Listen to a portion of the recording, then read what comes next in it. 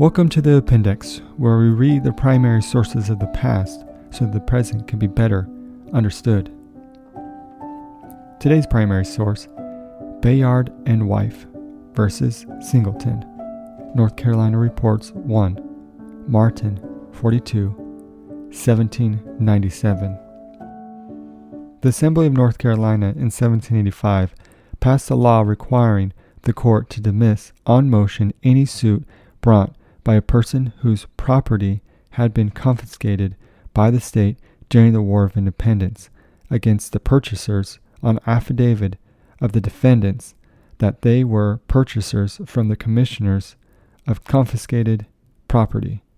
The decision of the court is one of the earliest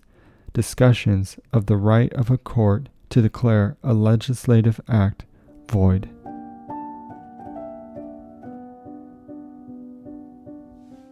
The court made a few observations on our Constitution and system of government, in the course of which the judges observed that the obligation of their oath and the duty of their office required them in that situation to give their opinion on the important and momentous subject, and that notwithstanding the great reluctance they might feel against involving themselves in a dispute with the legislature of a state, yet no object of concern or respect could come in competition or authorize them to dispense with the duty they owed the public, in consequence of the trust they were invested with under the solemnity of their oaths. That they therefore were bound to declare that they considered that whatever disability the person under whom the plaintiffs were said to derive their titles might justly have incurred against their maintaining or prosecuting any suits in the courts of this state, yet that such disabilities in their nature were merely personal and not by any means capable of being transferred to the present plaintiffs, either by descent or purchase, and that these plaintiffs, being citizens of one of the United States,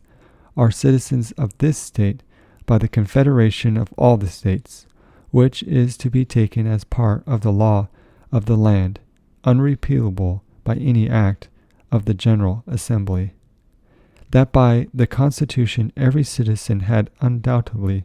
a right to decision of his property by a trial by jury. For that, if the legislature could take away this right and require him to stand condemned in his property without trial,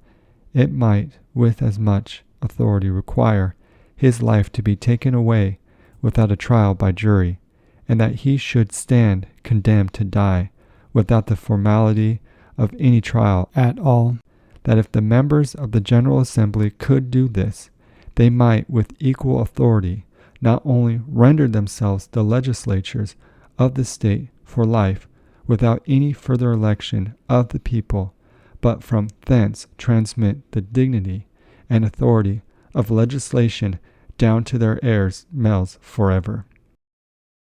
But that it was clear that no act they could pass could by any means repeal or alter the Constitution, because if they could do this, they would at the same instant of time destroy their own existence as a legislature, and dissolve the government thereby established. Consequently, the Constitution, which the judicial was bound to take notice of as much as any other law whatever, standing in full force of the fundamental law of the land, notwithstanding the act on which the present motion was grounded, the same act must, of course, in that instance, stand as abrogated and without any effect.